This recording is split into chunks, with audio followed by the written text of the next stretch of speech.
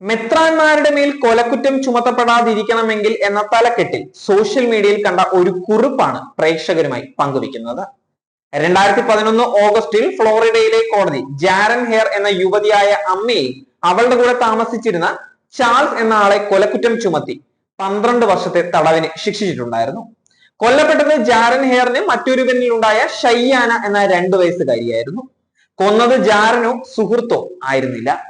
അവർ വീടിനകത്ത് വളർത്തിയിരുന്ന ഒരു പെരും പാമ്പായിരുന്നു.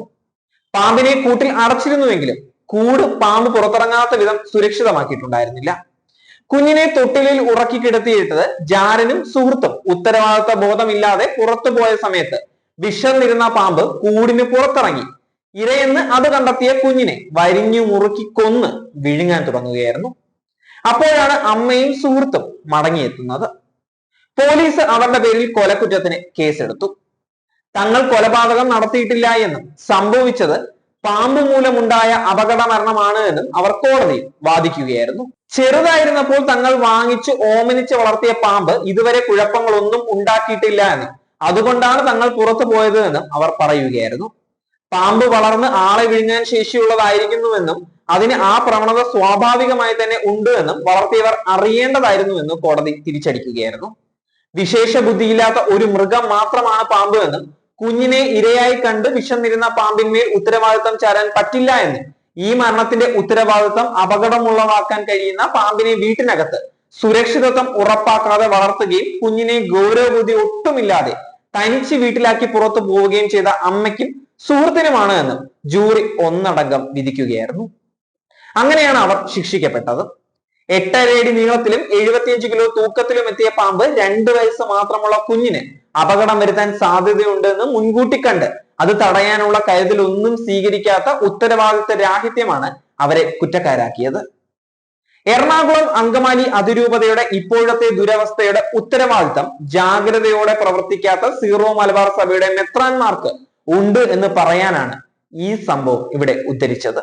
സിനഡ് തീരുമാനത്തെയും മാർപ്പാപ്പയുടെ ആവർത്തിച്ചുള്ള ആഹ്വാനങ്ങളെയും കൽപ്പനകളെയും ധിക്കരിച്ചു നൽകുന്ന വിമതർക്ക് പിൻബലം നൽകി ശക്തിപ്പെടുത്തിക്കൊണ്ടിരിക്കുന്ന പാമ്പ്ലാനി മെത്രാനെ എറണാകുളത്തിന്റെ ഭരണ ചുമതല കയ്യേൽപ്പിച്ച സീറോ മലബാർ സിനഡിന്റെ തീരുമാനം പെരുമ്പാവിനെ അടച്ചുറപ്പില്ലാത്ത കൂട്ടിൽ വീട്ടിനകത്ത് വളർത്തിയതുപോലെ തന്നെയാണ്.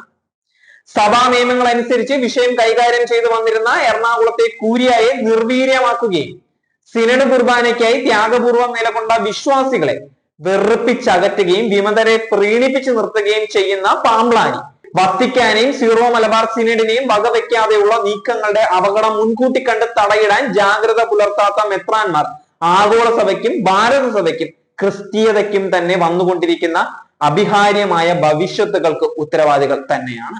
ബോസ്കോ പിതാവ് രാജിവെച്ച് മാറുന്ന സ്ഥാനത്തേക്ക് പാമ്പ്ലാനിയെ അഡ്മിനിസ്ട്രേറ്ററായി നൽകണമെന്നാണ് മെത്രാന്മാർ ആവശ്യപ്പെട്ടപ്പോൾ പാമ്പ്ലാനിയുടെ വിമത പ്രീണനത്തെ കുറിച്ച് അറിവുണ്ടായിരുന്നത് കൊണ്ട് അതൃപ്തി പ്രകടിപ്പിച്ച് നിങ്ങളുടെ കാര്യം നിങ്ങൾ തന്നെ തീരുമാനിക്കൂ എന്ന് പറഞ്ഞ വത്തിക്കാനെ പ്രകോപിപ്പിക്കുന്ന വിധത്തിൽ നിങ്ങൾ അദ്ദേഹത്തെ തന്നെ തിരഞ്ഞെടുത്തു. തന്റെ ഇംഗിതമനുസരിച്ചുള്ള വിമതാനുകൂല നടപടികൾ എടുക്കുമ്പോൾ വിമർശനം ഉയരുന്നത് കണ്ട് അതിനൊക്കെ പ്രതിരോധം തീർക്കാനായി മേൽനോട്ടക്കാരനായി മേജർ ആർച്ച് ബിഷപ്പ് ചുമതലയിൽ വേണമെന്ന് കൗശലക്കാരനായ പാമ്പ്ലാനി ആവശ്യപ്പെട്ടപ്പോൾ അതും സാധിച്ചു നൽകുക തന്നെ ചെയ്തു. പിന്നീട് സംഭവിച്ചിട്ടുള്ളവ കണ്ട് കള്ളൻ കപ്പലിൽ തന്നെ എന്നല്ല, കള്ളൻ കപ്പിത്താൻ തന്നെയാണ് എന്ന് മനസ്സിലാക്കേണ്ടത്.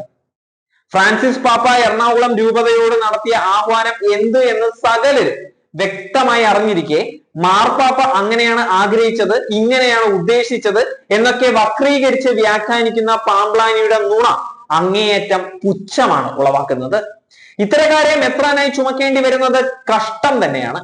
സീറോ മലബാർ സഭയെയും വിശിഷ്യ എറണാകുളം അതിരൂപതയും വല്ലാതെ വളർന്നിരിക്കുന്ന പാമ്പ് വരിഞ്ഞു മുറുകിക്കൊണ്ട് വിഴുങ്ങാതിരിക്കാൻ മെത്രാന്മാർ അടിയന്തര ശ്രദ്ധ പുലർത്തി വേണ്ട നടപടികൾ സ്വീകരിക്കുക തന്നെയാണ് ഇപ്പോൾ വേണ്ടത്. അല്ലാത്ത പക്ഷം നിങ്ങളുടെ മേൽ കൊലപാതക കുറ്റം ചുമത്തപ്പെടുക തന്നെ ചെയ്യും. ഈ കുറിപ്പിൽ ചൂണ്ടിക്കാട്ടിയിട്ടുള്ളത് അക്ഷരം പ്രതി ശരിയാണ്. യഥാർത്ഥത്തിൽ ഈ പ്രശ്നങ്ങളുടെ മുഴുവൻ ഉത്തരവാദിയും മെത്രാൻ സമിതി മാത്രമാണ്. അവരാണ് ഈ പാമ്പിനെ വളർത്തി താലോലിച്ച് എറണാകുളത്തേക്ക് കൊണ്ടുവന്ന് സുരക്ഷിതമല്ലാത്ത കൂട്ടിൽ പാർപ്പിച്ചത്. എല്ലാ മെത്രാന്മാരും അതിന് ഉത്തരവാദികൾ തന്നെയാണ്.